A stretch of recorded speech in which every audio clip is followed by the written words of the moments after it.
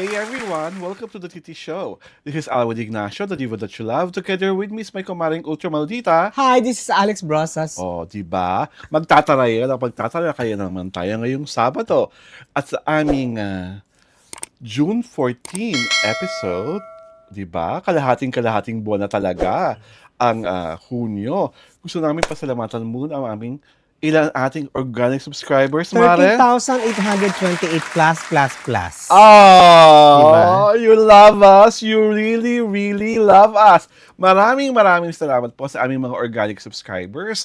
Siyempre pa sa aming mga letter senders. At higit sa lahat, sa kasama naming nasa inyong mga tahanan, nanonood sa inyong mga laptops, sa inyong mga gadgets ngayong Sabado ng hapon na ito. At sa aming isiran, pag-uusapan natin ang pagbabalik ng Encantadia Chronicles kung saan ang bagong chronicle na kanilang nilunsad kamakailan ay ang Sangre. Sabi nga, Avisala Encantadia Chronicles, Sangre Evo Live. Ako po ay naimbitahan ng pulong balitaan para sa Sangre. At talaga na pong sa press ko na yon, ako po ay na-impress sa pinakita doon ng mga teasers, sa mga patikim ng nasabing palabas. Dahil para siyang para siyang Marvel Universe. Super extended na ang mundo ng Encantadia. Hindi lang Talaga? nakakulong sa 4 na kaharian. Oh, well. So, ngayon, ang mga bagong sangre po ay si Bianca Umali bilang sangretera na may hawak na brilyante ng lupa. Si Faith de Silva naman, si Flamera, ang may hawak ng brilyante ng apoy. Si Angel Guardian, ang may hawak naman ng brilyante ng hangin bilang si Sangre Dea, at ang may hawak naman ng brilyante ng tubig, ang pagkasarap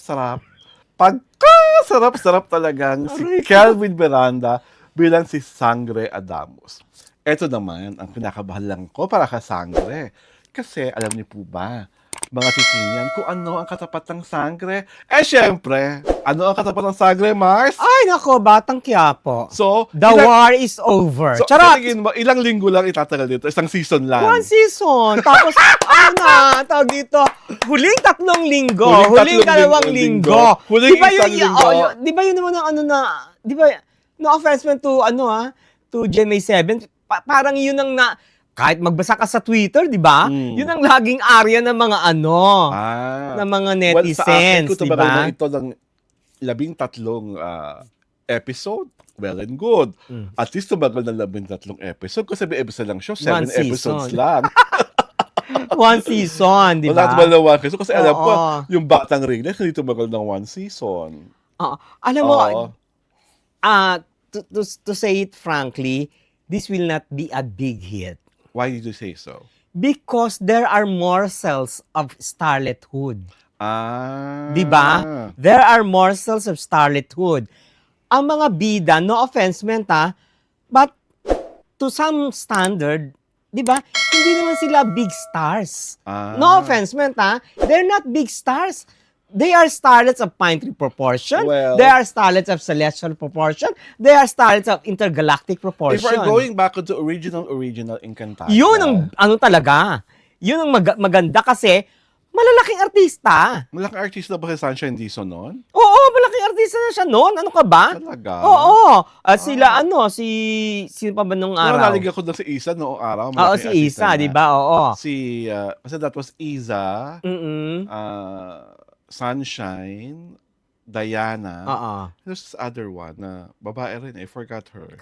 Was it Karil? Yes, Karil. Di ba? Big star na ba si Karil noon? Sa ano nila? Kaya lang naman Kasi si Karil nagsimula sa GMA before she left. Kaya nga lang GMA. nakilala si Karil noon kasi naging jowa niya doon si Ding Dong. Ding Dong, oo. Tapos na inagaw lang naman ni... Aray ko, my God! Pero pass is pass. Oo. Pag-usapan na lang natin yung pekat. Basta ako po, sa nakita ko, sa pinakita nila sa amin, ng mga press na naroon, nalugod po ako sa nakita ko. Kung papanoorin ko yun o hindi, guess ko na lang. Abangan nyo na lang ang susunod na kabanata kung may isusulat ako. Pero tiyak pong may isusulat ako because I was able to talk to Kelvin.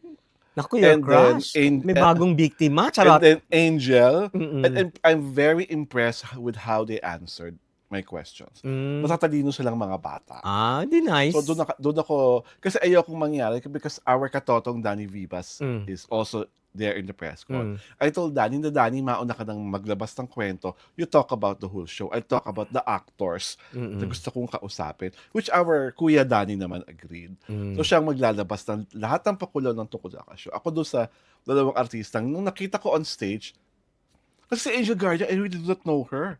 Diba? Sino? Si Angel Guardian. Sino yun? Yung gaganap na Dea. Siya yung parang, yung role niya dati was originated by Diana Zubiri. So, pero nung nakita ko siya on stage, ang ganda girl. Kasi si Bianca, expected na nung after nung Q&A na, siya talaga ang kinuyog dahil siya ang pinakabide. Si Bianca. Bianca Umali. At talagang on stage, star na talaga siya. And nakikita ko sa kanya yung mga panahong nagsisimula si Angel Locsin. Yung may ganun, may tapang, may hunger. May angas. May angas. Yung alam mong ando na.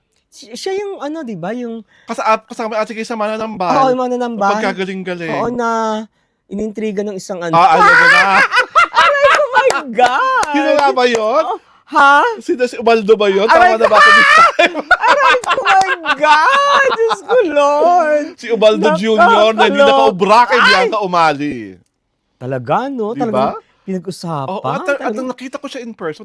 Yung Bianca, parang talagang she makes sense as an actress, no? And she reminds me also, parang feeling ko, pag sumagot siya, yung parang yung cadence ng pagkasalita, yung parang kay Jody.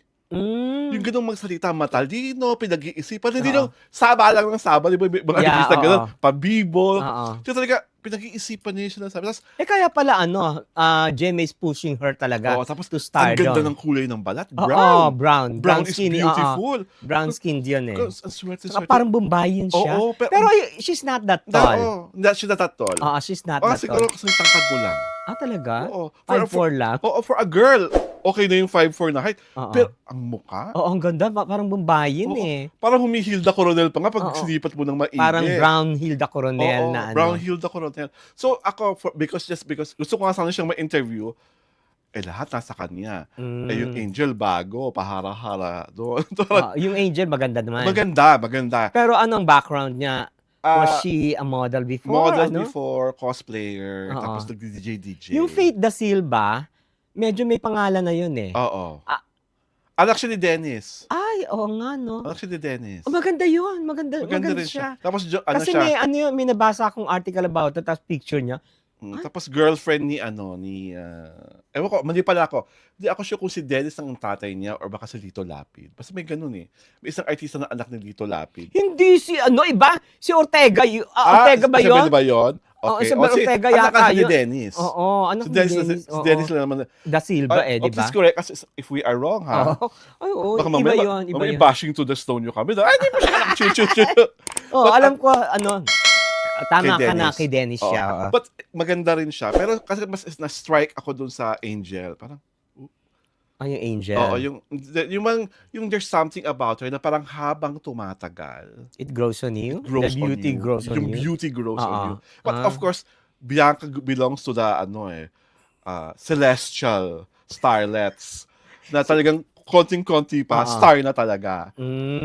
Diba? Siya yung parang pinakamataas na starlet among the... But kasi nga, what I also find attractive, kasi for the first time, may lalaking sangre. Yung si crush Kelvin, mo. Yung crush ko. Kasi ever since Encantadia, di ba? Nagsimula siya nung 2000-something. Walang naging lalaking sangre. Talagang 4 lang na babae. So, parang ni-level up. Siya kanya binigay yung tubig na dati, ang tubig ay hawak ni Karil. Karil. Si Karil. Tapos naging hinawakan ni Gabi Padilla. Tapos bigla ngayon, sa batang lalaki. Sabi ko, okay, pinatwist. Ang favorite screenplay writer mo, Nando. Ay! Naku, she was never my favorite. Hello. Si Aling Suset. So? Bidang-bida. Bida-bida. Siyempre, siyang head writer. At ito pa mga bidang-bida para sa amin. Siyempre, aming mga letter senders. Basa, Mare. Hello, Fifi. Wow. What a name. Your show is very entertaining. Wow, thank you so Wow. much, Fifi. Kung bang pangalan mo yan, Fifi? Kamusta si Fafa at si Fufu? Ah. Okay, from Marge Shirano. Ay! Gusto ko na to. Mahal na kita, Marge. Dito ako sa mga makatalino at nagpapakatotoo lang. Kudos to both of you. Loyal Viewer here. follower here. Sa ayaw sa atin at sa amin. Dungka, SB19 fan. Yeah, Hi, oo. Kapo 18. Ay, ito dapat basahin. Yan. Diyos ko, nagunahan yung magjowa. Yes! My God, naloka ako Chad Cabral, who is related to the jowa of She is the husband of Prima Cabral. Hello, good day to the both of you. It's Prima's birthday on the Last ninth. June 9. And me on the 12th. Happy to hear greetings from you guys. Bring a smile on my face every time I hear our names. Thanks. Oh, hi, Wow. Chad. Hi, Prima. Nakakaloka. Happy birthday for sa mga nilalang sa House of Cabral from Lorna Manaloto. Ano yan? Anong sinasadya? Ano? Anong sinasadya? Kayo lang naman ng mga marites ang gumagawa ng kwento. Wala mang sinasabi ang dalawa. She's pertaining to Julia and Gerald. Yung sinabi natin, sinasadya na lang ginagawang gimmick ang paghihiwalayan. Wala naman daw sinasabi ang dalawa. Sure ka, hindi na sinasadya. Close kayo? Hindi naman kayo close? Kung baka ka dyan, ang laki-laki. Kami na po naman ay nagsasabi lang ng aming mga opinyon. Hindi po naman sinasabi siya as a matter of fact. Kaya ang reaction mo, parang as a matter of fact na close kayo. Well, hindi apparently naman. she doesn't know the distinction between fact and fiction. Yes. Fact and opinion, di Parang ba? ibang fact atang alam niya. Aray ko. At ibang yung spelling. My God, that is beyond my already. Ano pangalan niya? Mga loto. Manaloto something. Alam mo ikaw, I don't know if you're kung nagagrasp mo yung pinag-uusapan, di ba? You should know how to distinguish facts from Yes. opinion. Kasi, i-base mo yung yung comment mo doon. Apparently, because it's either you lack education or you don't have comprehension Mas malamang yung Oo. comprehension. or a fatal combination of both. Oo. Wala ka sa hulog doon sa comment mo. Yes. Di ba? It says who you are. Charot. Na. And on that note, this is Alwin Ignacio, the diva that you love. Together with me is my kumaring Ultra Maldita. Hi, this is Alex Brosas. And yes, you are watching The TT Show, ang taray na talakayan showbiz edition.